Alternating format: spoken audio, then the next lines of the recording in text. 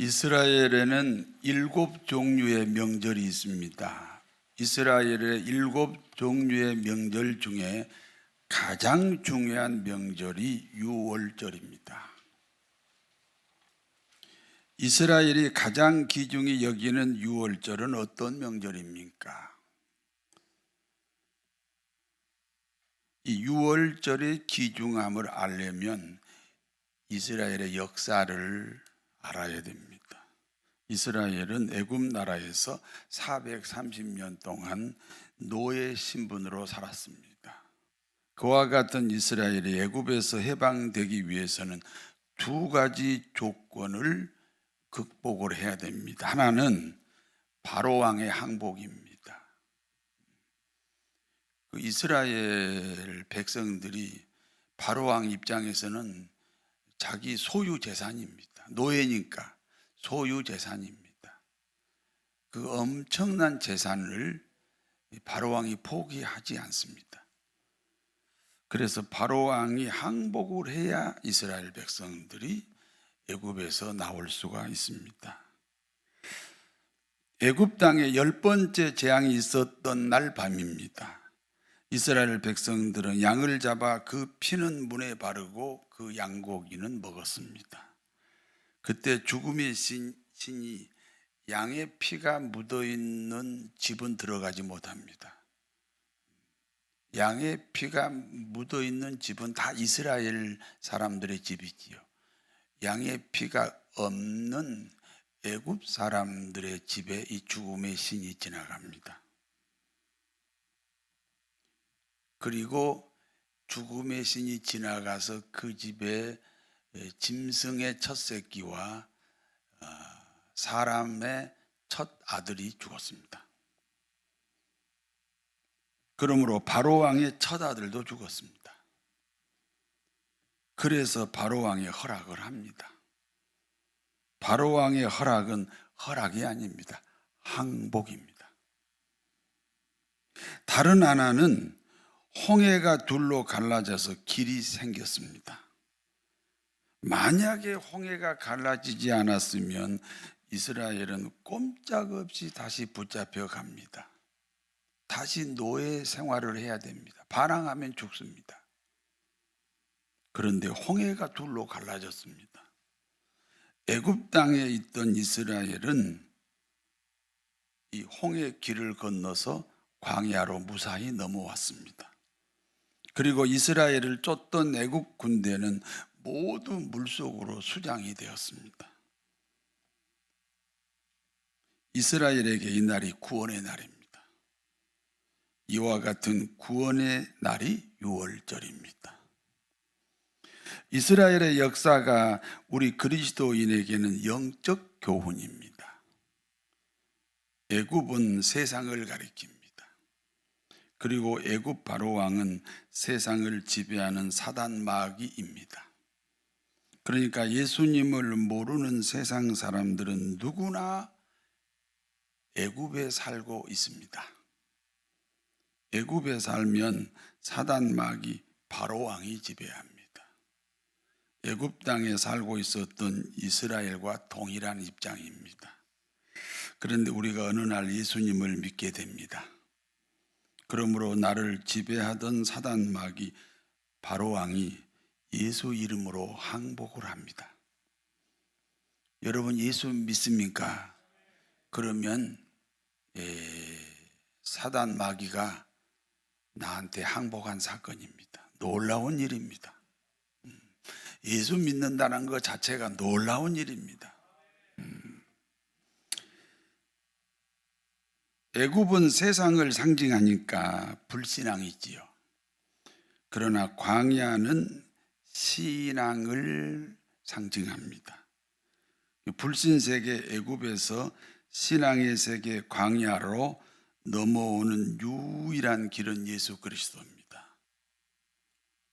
예수님께서 이르시되 내가 곧 길이요 진리요 생명이다. 나로 말미암지 않고는 하나님 아버지께 올 수가 없다. 예수님이 길이 되어서 우리가 하나님의 자녀가 된 줄로 믿습니다. 이스라엘은 애굽 불신 세계에서 광야 신앙의 세계로 넘어오기 위해 홍해길을 걸어왔습니다. 그러니까 홍해 가운데 길이 없었다면 절대로 광야로 넘어올 수 없습니다. 절대로 신자가 될 수 없었습니다. 그러므로 홍해 가운데 길이 예수 그리스도입니다. 그리고 홍해에 생긴 길은 이스라엘 백성을 무사히 건너게 하고 뒤따라오는 애국 군대와 함께 물속에 잠겨버렸습니다. 그 홍해 길이 예수 그리스도라고 그랬잖아요. 그리고 그 길이 애국 군대와 함께 물속에 잠겼어요. 그러므로 물속에 잠긴 홍해 길은 십자가에 죽은 예수 그리스도입니다. 그렇기 때문에 예수 믿는 사람은 누구나 이와 같은 유월절 명절이 있습니다. 이스라엘 민족에게는 민족의 명절이지만 예수 믿는 여러분에게는 각 개인의 명절이 되어야 하는 줄 믿습니다. 예수님께서 유월절 명절을 지키기 위해 예루살렘으로 가셨습니다. 예루살렘 성전 안에는 여러 종류의 장사하는 사람들이 모여 있습니다. 요한복음 2장 13절에서 14절을 같이 읽습니다. 유대인의 유월절이 가까운지라 예수님께서 예루살렘으로 올라가셨더니 성전 안에서 소와 양과 비둘기 파는 사람들과 돈 바꾸는 사람들이 앉아 있는 것을 보시고 소와 양과 비둘기 파는 사람들이 있습니다. 소는 제사장이나 부자가 드리는 제사 제물입니다. 양은 평민들 또는 중산층이 드리는 제사 제물입니다. 그리고 비둘기는 가난한 사람들이 드리는 제물입니다. 교회는 가난한 사람들이 다니기에 불편하지 않아야 됩니다. 네. 그래서 우리 교회는 이 가난한 사람이 교회 다녀도 불편하지 않도록 하기 위해서 우리 교회는 1,000번제 제도를 만들었습니다. 1,000번제는 1,000원씩 내는 헌금 제도입니다. 남이 내는 헌금 안 낼 수도 없고 내 형편이 어려워서 돈은 없고 그래서 1,000원씩 내는 헌금 제도를 만들었습니다. 예루살렘 성전에서 이상한 일들이 생겼습니다. 하나님께 드려지는 제사 제물은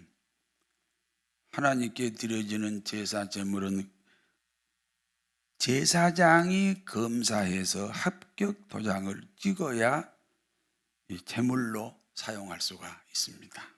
그러니까 제사장이 지정한 일정한 사람이나 가게에서 제물을 사야 됩니다. 제사장과 결탁된 곳에서 제물을 사면 그 제물이 아무리 병들었거나 아무리 사실은 불합격품이지만 그 제사장이 정해준 그 가게나 사람에게 사면 무조건 합격이 됩니다. 번시 하나님께 드리는 제물은 그 자기 자신을 상징하기 때문에 사실 그 제물하고 한 일주일 이상 자기 집에서 먹고 자고 같이 기거를 합니다. 정을 잔뜩 드립니다. 그래가지고 이제 제물로 사용하는 거예요. 그리고 절대 병들어도 안 되고 절뚝거려도 안 됩니다. 그러나 검사 과정에서 아무리 훌륭한 제물을 가지고 와도 그 제사장이 정해진 장소 그 가게에서 사지 않으면 다 불합격 맞습니다. 반드시 지정된 곳에서 사야만 합격이 됩니다. 그러니까 독점 사업이지요. 막대한 이익이 발생하지요. 그리고 그 이익을 제사장이 챙겨갑니다. 모든 거래는 이스라엘 화폐만 사용해야 됩니다. 그러므로 외국에서 살다 온 사람들은 반드시 환전을 해야 됩니다. 그리고 성전세를 내지 않으면 성전 출입이 안 됩니다. 헌금 말고, 그러니까 헌금은 요즘으로 말하는 헌금이 이제 재물이죠. 소나 양이나 비둘기나 염소지요.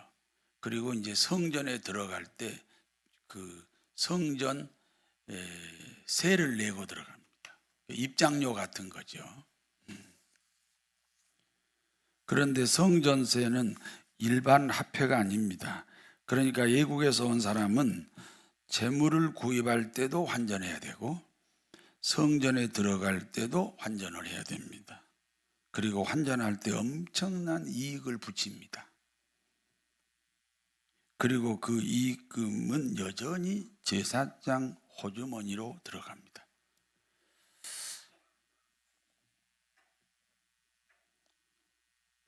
이와 같은 장사꾼들을 주님이 내어 쫓으셨습니다.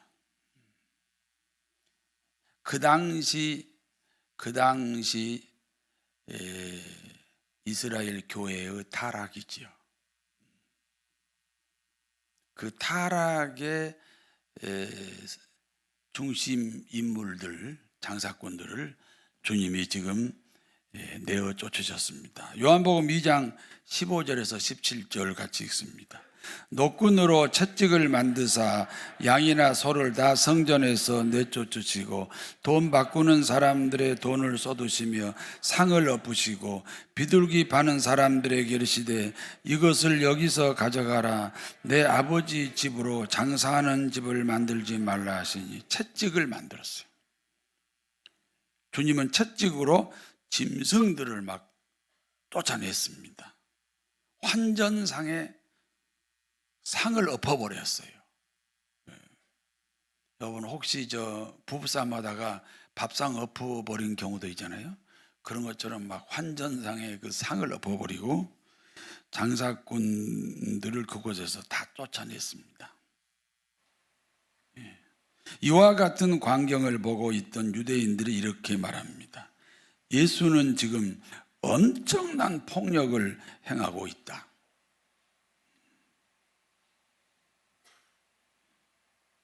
폭력을 행한 거 맞잖아요? 또 아니라고 그러고요. 폭력을 행했잖아요. 이 선거 때가 되면 이 후보자를 누구를 찍느냐 이게요. 자기 프레임이 딱 정해져 갖고 후보자가 이미 100년 전부터 정해져 버렸어요.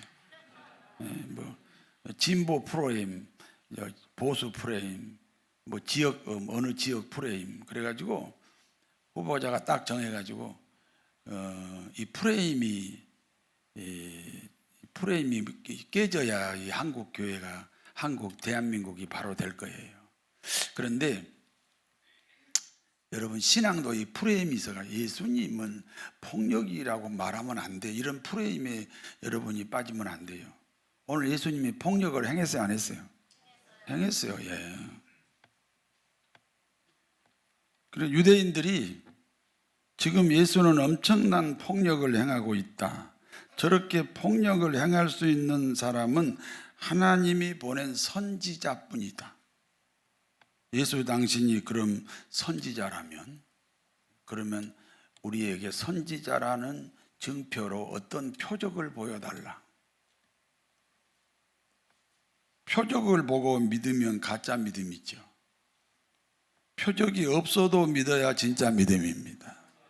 전에 어디서 내가 신문에서인가 봤어요. 노아의 방주가 곧 발견돼서 사람들에게 보여질 것이다.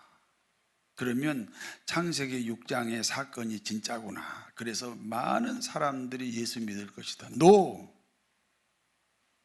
오, 방주가 진짜 성경에 나오는 방주가 여기 있네. 그렇게 해서 믿으면 그건 가짜 믿음이죠. 우리는 안 보고도 믿습니다. 믿음이 어디 보이는 겁니까? 믿고 나니까 보이는 거지. 삶을 통해서 간증하는 거죠. 표적을 보고 믿으면 가짜 믿음입니다. 표적이 없어도 우리는 믿음을 가져야 진짜 믿음인 줄로 믿습니다. 질문하겠습니다. 성도 여러분, 예수님의 행동이 폭력이 맞지요? 제가 질문을 지금 이렇게 유도했기 때문에 예 그러지, 폭력을 행했는데 예수님을 폭력을 행했다고 그러면 되겠냐, 뭐 이런 프레임이 있으면 안 된다 그랬어요. 폭력을 행한 거 맞지요? 당시 타락한 교회를 향한 주님의 분노입니다. 이와 같은 분노를 의로운 분노라고 합니다. 무슨 분노요? 의로운 분노. 오늘 마태복음 5장 6절에 의에 줄이고 목마른 자가 복이 있다. 저희가 배부를 것이다.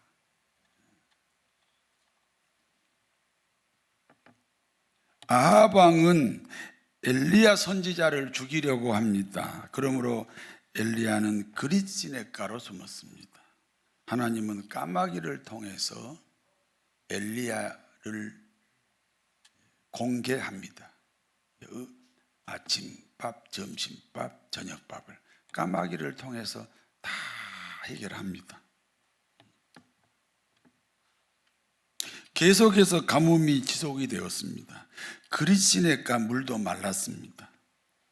하나님은 엘리야를 사르밧 가부의 집으로 보냈습니다. 사르밧 가부는 오랜 가뭄으로 먹을 것이 없습니다.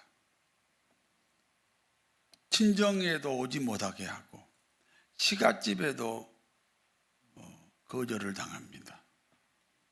갈 곳이 없습니다. 그래서 집안을 샅샅이 뒤졌더니 한 끼 먹을 식량이 나왔습니다. 여러분, 집안을 샅샅이 뒤지면 한 달 정도 먹을 게 나오죠. 그런데 오늘 이 사르밧 이 과부에게는 딱 한 끼 먹을 식량이 나왔습니다. 사르밧 과부가 어린 아들에게 말합니다. 아들아, 이제 마지막 식사다. 아들아, 이거 먹고 우리 죽자. 바로 그때 엘리야가 사르밧 과부의 집으로 들어왔습니다. 마지막 식사, 생명 같은 식사를 엘리야는 자기에게 달라는 것입니다. 그때 사르밧 과부는 그 식사를 엘리야에게 주었습니다. 이유가 뭡니까? 아들이 얼마나 울었겠어요. 엄마 배고파. 엄마 왜 아저씨한테 주는 거야? 나한테 줘야지. 그 어린 아들이 울부짖음을 뿌리치고 그 여인은 엘리야 선지자에게 마지막 식사를 줬습니다. 여기 엘리야 선지자는 목숨 걸고 하나님의 말씀을 지키고 있다. 여기 엘리야 선지자는 목숨 걸고 하나님을 사랑하고 있다. 그러면 이 음식은 내가 먹을 일이 아니다. 선지자 당신이 먹어야 한다. 이와 같은 사르밧 과부의 결단을 의로운 분노라고 합니다. 자기 이익 때문에 분노하면 혈기고 공공의 이익을 위해서 분노하면 의로운 분노라는 거죠. 하나님의 일을 당신은 목숨을 걸고 하지 않느냐. 그러니까 당신이 먼저 먹어야 된다.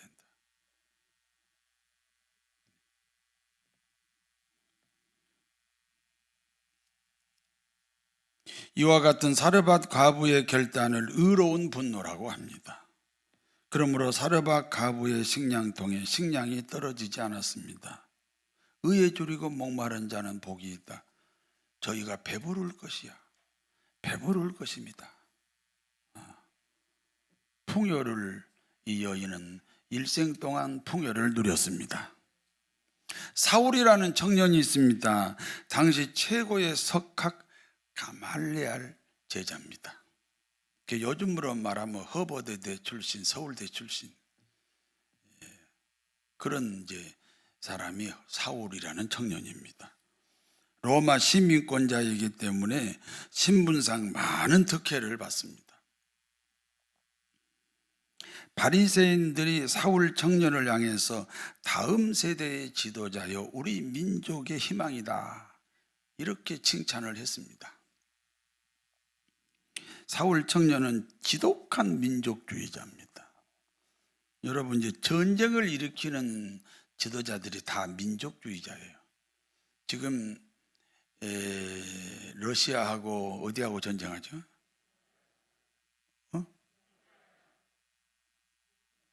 우크라이나. 나 갑자기 생각이 안 나. 우크라이나 이제 그 전쟁을 일으킨 사람이 푸틴이죠. 그 민족주의자입니다. 옛날 히틀러라든지 그 일본 제국주의 다 그 전쟁을 일으키는 사람들이 민족주의자들입니다. 사울 청년이 이 지독한 민족주의자입니다. 그러므로 신흥 종교 기독교는 이스라엘 공동체를 파괴하는 종교라는 겁니다.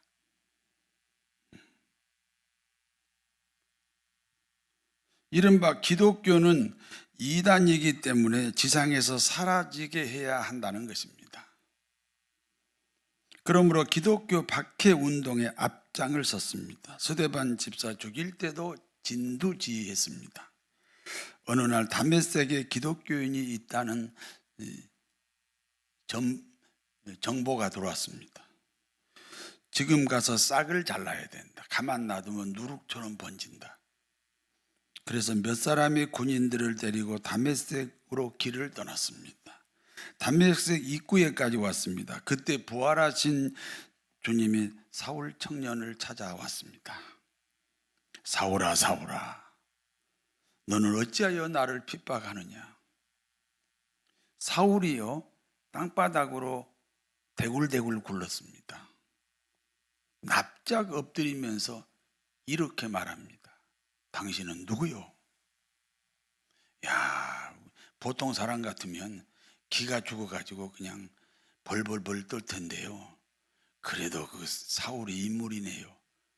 그냥 땅바닥에 대굴대굴 구르면서요, 고개를 쳐들고 도대체 당신은 누구요?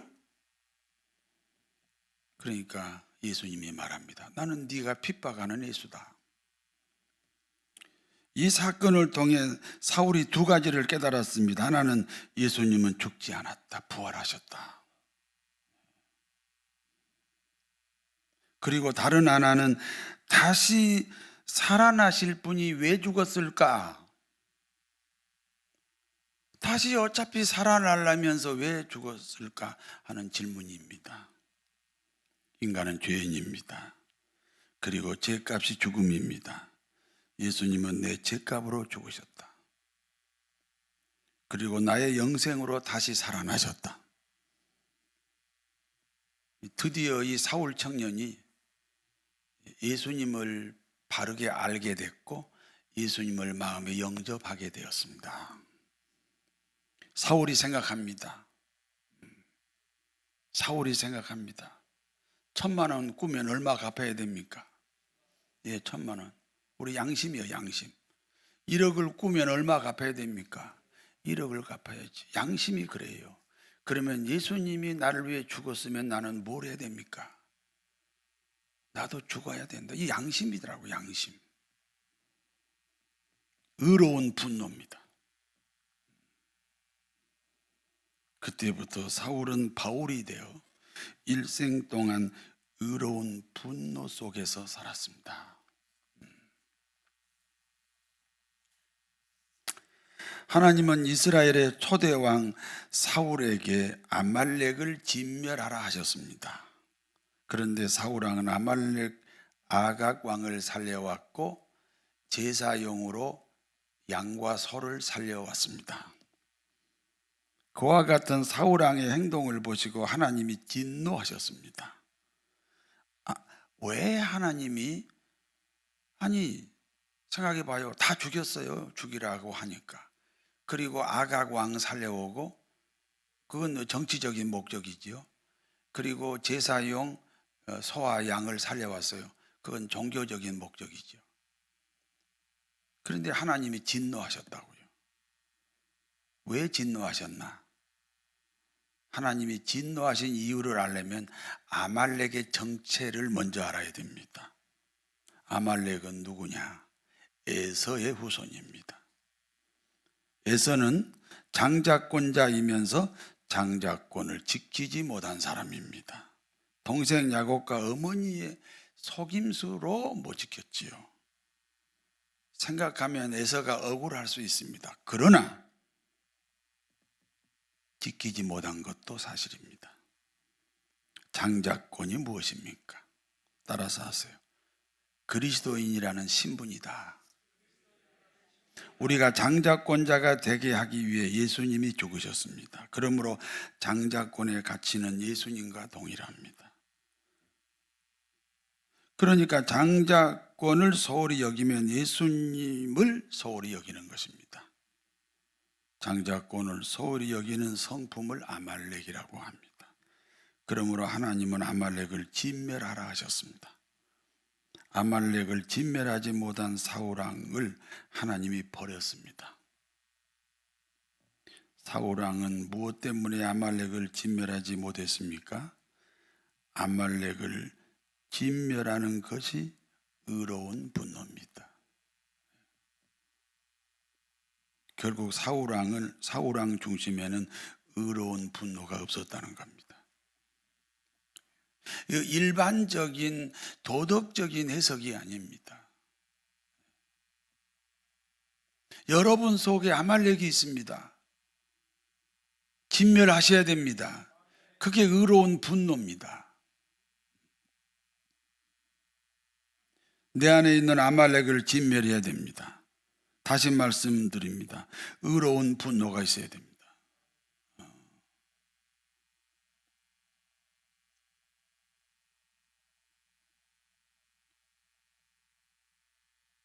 여러분, 결혼했으면 아내를 행복하게 해야지. 그 남편의 의로운 분노죠. 내가 결혼했으면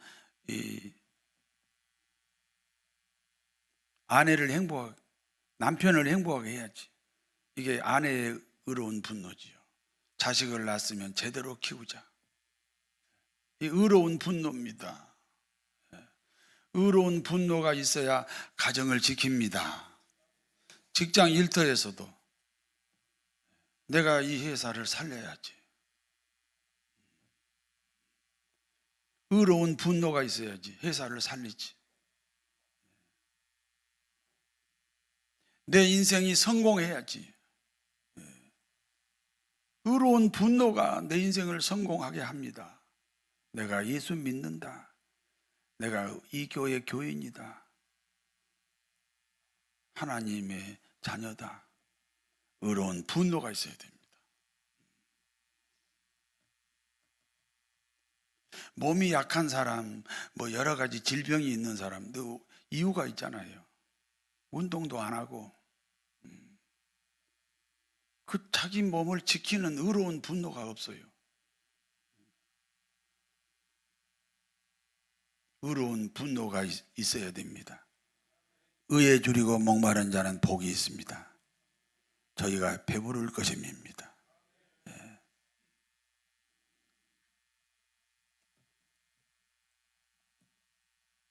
저는 이제 목회하면서요, 평생 동안 목사로서의 질을 높이기 위해서 참 노력을 많이 했습니다. 전부 훌륭한 목사는 아니지만 내가 질 좋은 목사가 되겠다 하는 일념에 대해서는 정말 욕심을 부렸습니다. 누가 상기도 한다 그러면 나도 하고, 누가 공부한다 그러면 나도 하고. 왜? 문제가 있어서 제가 금식한 건 아니에요. 대개 금식하러 오는 사람들이 자기 몸이 아프거나 아니면 교회 문제가 있거나 건축 문제가 있거나 뭐 여러 가지 갈등이 있어서 오는데 저는 아무 문제 없어요. 그냥 내 목사라는 질을 좀 높여야 되겠다. 그래서 제가 40일 금식하러 들어갔습니다. 근데 그 입구에서 죽어도 된다 이 각서를 쓰래요.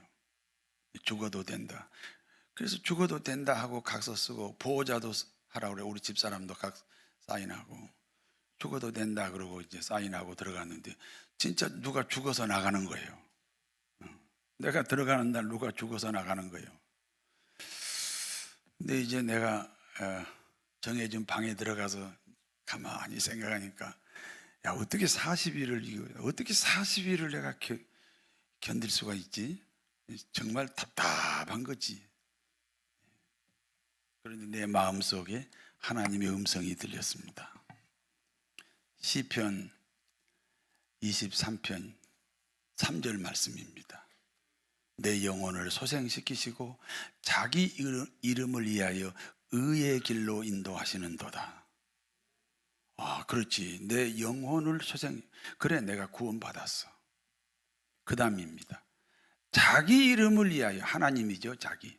하나님의 이름을 위하여 나를 의의 길로 인도한다. 그러면 이 40일 금식이 내 일이 아니고 하나님 일이구나.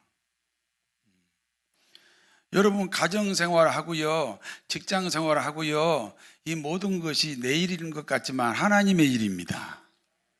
할렐루야. 내가 40일 금식하는 것이 내 일이 아니고 하나님의 일이다. 하나님의 의를 이루는 것이다. 아, 그러면 이 금식은 내 일이 아니고 하나님 일이니까 하나님이 알아서 하시겠지. 그래서 거뜬하게 했습니다.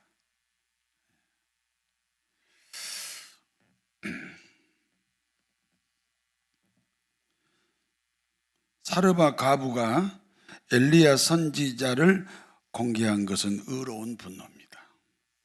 사울 청년이 바울이 되어 일생을 하나님께 헌신한 것은 의로운 분노입니다. 아말렉을 진멸하지 못하면 예수님의 죽음을 무가치하게 여기는 것입니다. 내 안에 아말렉을 진멸해야 됩니다.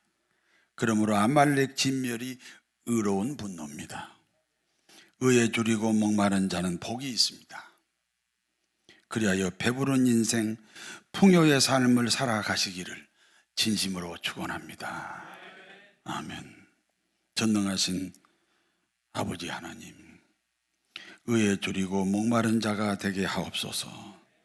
그리하여 하나님이 주신 풍요를 통해 계속하여 의에 줄이고 목마른 자로 살게 하옵소서. 예수님의 이름으로 기도하옵나이다. 아멘.